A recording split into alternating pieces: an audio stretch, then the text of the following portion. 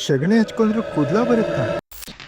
ತಲೆಗೆ ಬಹಳಷ್ಟು products use ಮಾಡ್ತಾರೆ ನಮ್ಮ ಇಂಡಿಯನ್ ಕಲ್ಚರ್ ಒಳಗೆ. ಇದು ಹಚ್ಚಿದ್ರೆ ಹೇರ್ ಗ್ರೋತ್ ಆಗುತ್ತೆ, ಇದು ಹಚ್ಚಿ ಹೇರ್ ಫಾಲ್ ಕಂಟ್ರೋಲ್ ಆಗುತ್ತೆ, ಅದಿದು ಅಂತ ಹೇಳಿ. ಸೊ ಈ ಒನ್ ಆಫ್ ದ ನಾವು ಪೇಷಂಟ್ಸ್ ನೋಡಿದೀವಿ, ಅವರು ತಲೆಗೆ ಕೌಡನ್ ಇದೇನ್ ಸೆಗಣಿ ಅಂತಿರಲ್ಲ ಅದನ್ನ ಹಚ್ಕೊಂಡ್ ಬಂದಿದ್ದಾರೆ. ಸೊ ಅವ್ರ ತಲೆಯಲ್ಲಿ ಏನಿರುತ್ತೆ ಅಂತಂದ್ರೆ ನಮ್ಗೆ ಹೇರ್ ಫಾಲ್ ಕಂಟ್ರೋಲ್ ಆಗ್ತೈತಿ, ಅದ್ರೊಳಗೆ ಒಳ್ಳೆ ಬ್ಯಾಕ್ಟೀರಿಯಾ ಐತೈತಿ ಅಂತ ಅವ್ರ ಥಿಂಕಿಂಗ್ ಇತ್ತು. ಬಟ್ ಪ್ರಾಬ್ಲಮ್ ಏನಾಗೈತಿ, ನಾವು ನೋಡ್ತೀವಲ್ಲ ಪೇಷಂಟ್ ಯಾರು ಹಿಂಗೆಲ್ಲ ಕೌಡಂಗ್ ಸೆಗಣಿ ಹಚ್ಕೊಂಡಿರ್ತಾರಲ್ಲ, they will be suffering from lot of allergy. ಅದ್ ಹಚ್ಚಿದ್ಮೇಲೆ ಫುಲ್ ಅಲರ್ಜಿ, ತಲೆ ಆಯ್ತು, ಫೇಸ್ ಆಯ್ತು, ಅಲರ್ಜಿ ಆಗುತ್ತೆ, ಆಮೇಲೆ ಇನ್ಫೆಕ್ಷನ್ಸ್ ಆಗುತ್ತೆ, ಮತ್ತೆ ಡ್ಯಾಂಡ್ರಫ್ ಜಾಸ್ತಿ ಆಗುತ್ತೆ.